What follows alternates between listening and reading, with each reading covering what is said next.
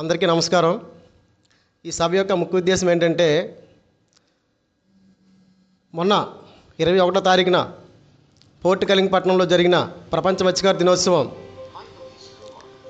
అంత పెద్దగా సక్సెస్ చేసినందుకు మన ఎంబీసీ ఎస్టీ సాధన సమితి సభ్యులందరికీ కృతజ్ఞత తెలియజేస్తూ,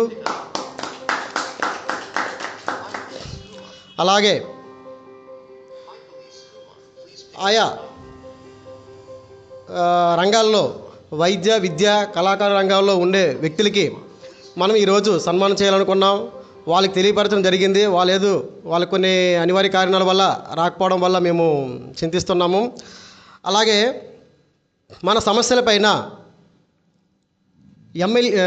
అసెంబ్లీ సమావేశాల్లో ఇంతవరకు నాకు తెలిసి వచ్చి ఎవరు కూడా చాలా తక్కువ మాట్లాడనే తెలియదు. కానీ అయినా మన కులం కానీ మన జాతి సంబంధం లేకుండా కూడా మన దక్షిణాది ఎమ్మెల్యే అయిన కృష్ణవంశీ గారు, అలాగే లోకం మాధవీలత గారు మాట్లాడడం, వాళ్ళకి మన మత్స్యకార సంఘం తరపున వాళ్ళకి అభినందనలు తెలియజేస్తూ, అలాగే మన కమ్యూనిటీకి సంబంధించిన కాకినాడ ఎమ్మెల్సీ గారు కరి పద్మశ్రీ గారికి కూడా ఈ సభాముఖంగా అభినందనలు తెలియజేస్తున్నాము.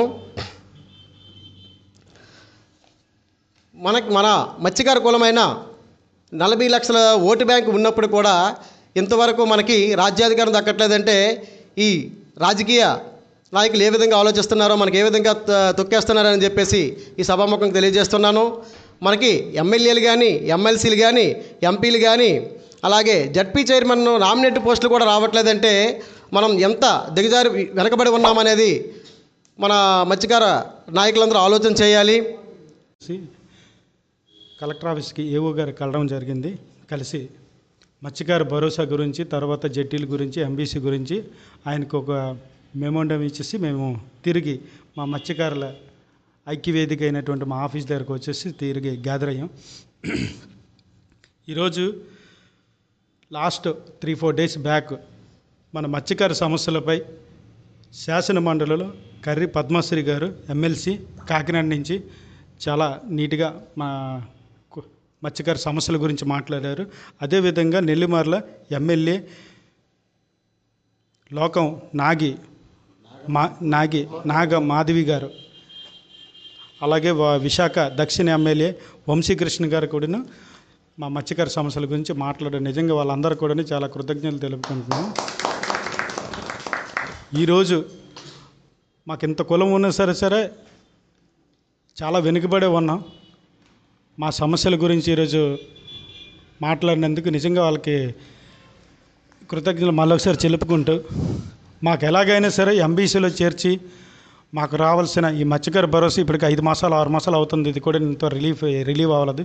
ఇది కూడా రిలీవ్ చేసి జట్టీలు చాలా అవసరం, చాలా అంటే చాలా అవసరం. వలసలు ఆపాలంటే అదొకటే మార్గం. కాబట్టి గవర్నమెంట్ ఇది బాగా ఆలోచించి ఇక్కడున్న మా లోకల్ ఎమ్మెల్యే గారు గుండశంకర్ గారు కూడా దీన్ని కొంచెం దివ్య దృష్టితో ఆలోచించి రేపు ఎప్పటికైనా సరే మత్స్యకారులకు అవసరం కాబట్టి దీన్ని ఎలాగైనా సరే ముందుకు తీసుకెళ్తారని చెప్పేసి కోరుకుంటాను. Thank you very much. ఇక్కడ విచ్చేసినట్టు అందరికీ నా నమస్కారములు. మన మత్స్యకార యువకులు, బాగా చదువుకున్న వ్యక్తులు ముందుకు వచ్చి మన మత్స్యకార జాతిని ఇంకా ముందుకు తీసుకెళ్ళి ప్రతి రంగంలో మనమే ఉండేటట్టుగా విద్యావంతులు ముందుకు వచ్చి ఈ యొక్క కార్యక్రమాన్ని విజయవంతం చేస్తారని మరి కోరడమైనది. ఎందుకంటే మన మత్స్యకారికి అదర కులాలు వారు పెద్ద అధికారంలో చేరి మళ్ళాంటి మత్స్యకారి కులానికి చిన్నచూపు చూస్తూ అణగదొక్కుతున్నారు. కనుక మన మత్స్యకార కులంలోనే మనం పైకి వెళ్ళి మనం ప్రతి రంగంలో మన మత్స్యకారుడు ఒకడు ఉండి ఈ యొక్క మత్స్యకారి జాతిని ముందుకు తీసుకెళ్ళి భావితరాలకు మనం అందించాలని మనస్ఫూర్తిగా కోరుకుంటూ ఈ యొక్క అవకాశం ఇచ్చిన పెద్దలకి జై మత్స్యకార, జై మత్స్యకార, జై మత్స్యకార. ప్రజలు అందరూ బాగా సహకరించి చాలా గ్రాండ్గా సక్సెస్ అయినందుకు అందరికి మత్స్యకార నాయకులందరికీ అభినందనలు తెలియపరుస్తున్నాను. ఈరోజు కలెక్టర్ గారికి కలిసి ఒక మెమరాండం సమర్పించడం జరిగింది. అందులో ముఖ్యాంశాలు మూడు ఉన్నాయి.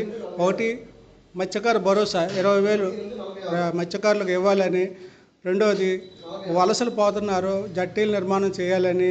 మూడోది, మత్స్యకారులు చాలా భేద పరిస్థితుల్లో ఉన్నారు, వాళ్ళకి ఎంబీసీలో చేర్చాలని. ఈ 3 అంశాల మీద మెమరాండం సమర్పించాం. అందుకని మత్స్యకార నాయకులుగా అందరికీ కృతజ్ఞతలు తెలియపరచుకుంటున్నాను. నమస్కారం.